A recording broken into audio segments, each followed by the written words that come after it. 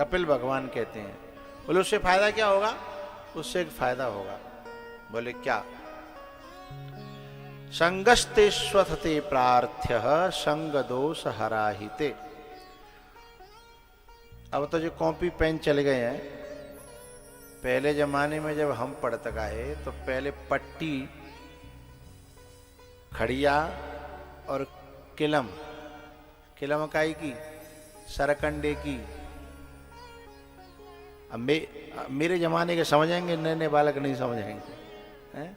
क्योंकि बिना बिना कलम देखी नहीं है, बिना तो सीधे हाँ हाँ तो सरकंड लायो और बाकी कलम बनाई, और खड़िया में बोर बोर के किटकिन्ना के ऊपर पहले बोर पे अपनी वो फिरानी है। हाँ? अपने अपने दिन याद आ गए होंगे सबन।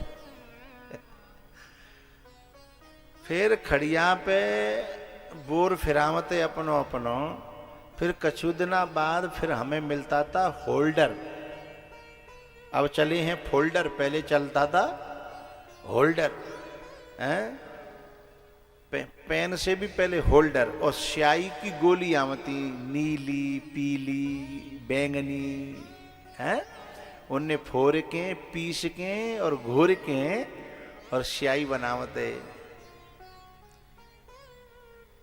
अब होता क्या था कि हमारे वह जमाने में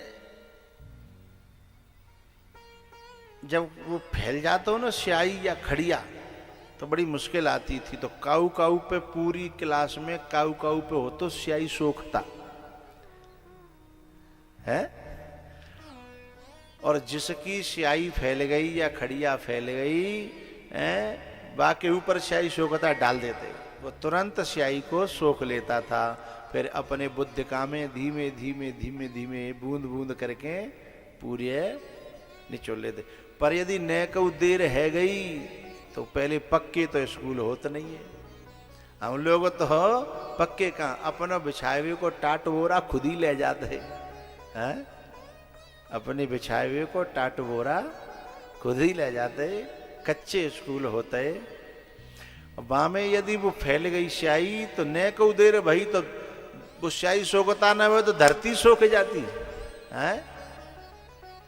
ऐसे समय पे स्कूल में स्याही सोखता जिनके पास होता था उनकी बॉसगिरी पूरी क्लास पे चलती। क्यों? बखत पे स्याही सोखता तब दे देगा, और सब पे नहीं होता था। तो वो जो स्याही सोखता है ना, वही संत हैं। जब संत जो है, जैसे स्याही को स्याही सोखता स्याही को सोख लेता है, ऐसे ही संत जो है श्रोता के, भक्त के, शिष्य के विकारों को सोख लेता है। संग दोष हराहिते, हरण कर लेता है उन दोषों को, जो शिष्य में होते हैं, भक्त में होते हैं। इसीलिए हे माँ, ऐसे संतों का संग करना चाहिए।